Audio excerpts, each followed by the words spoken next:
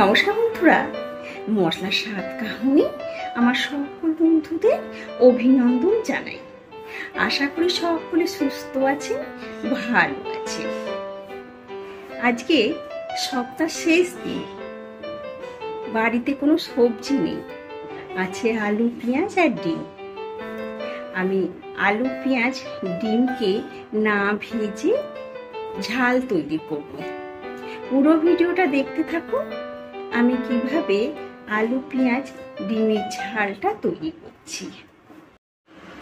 দেখুন, লম্বা লম্বা করে আলু কেটে নিয়েছি, পেঁয়াজ আর টমেটো কুচিয়ে নিয়েছি, গোটা ডিম আছে। কড়ায় তেল দিয়েছি, এর মধ্যে আগে টমেটো আর পেঁয়াজটা দিয়ে দেব। একটু নুন হলুদ দিয়ে টমেটো আর পেঁয়াজটাকে হালকা ভেজে নেব। নুন হলুদ হালকা ভেজে নেওয়ার পরে আমি আলুটা দেব। পেঁয়াজ আর টমেটোটা হাফ ভাজা হয়ে গেছে, এর মধ্যে আমি এবার আলুটা দিয়ে দিচ্ছি। আলুটা দিয়ে দিয়েছি, পেঁয়াজ আলুর সাথে পেঁয়াজ টমেটোর সাথে আলুটা আমি ভেজে নিচ্ছি। একটু চাপা দিয়ে দিয়ে ভাজলে কি হয়, আলুটা তাড়াতাড়ি নরম হয়ে যাবে। মাঝে মাঝে নাড়াচাড়া করে চাপা দিয়ে দিলে আলুটা খুব তাড়াতাড়ি সিদ্ধ হয়ে যাবে। যারা বাসায় থাকে, যারা বাসায় একা থাকে বা কর্মক্ষেত্রে যারা ব্যস্ত থাকে, এইভাবে চটপট ডিমের ঝালটা তৈরি করে খাবার সেরে নিতে পারে। একটা বাটির মধ্যে লঙ্কা হলুদ দিয়েছি, অন্য কিছু আমি মশলা দিচ্ছি না। তাড়াতাড়িতে এইভাবে তৈরি করে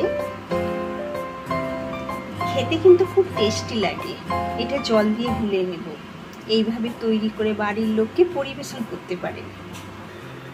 মাঝে মাঝে ঢাকনাটা খুলে খুন্তি দিয়ে উল্টে পাল্টে এইভাবে আলুটা দেখি নরম হয়ে গেছে, বেশি ভাজারও দরকার নেই।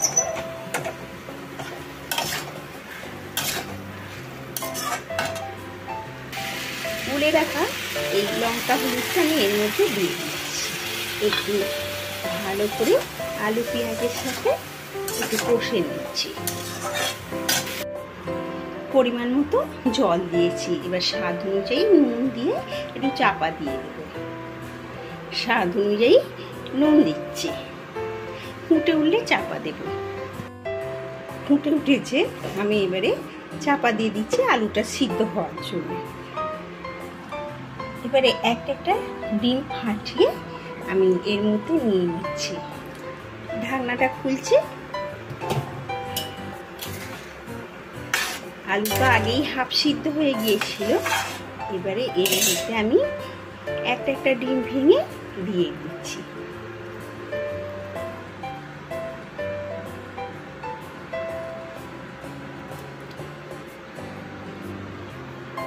সবকটা ডিম আমি ভেঙে এর মধ্যে দিয়ে দিয়েছি। এবারে আমি চাপা দিয়ে দিচ্ছি, সিদ্ধ হবে আলু আর ডিম।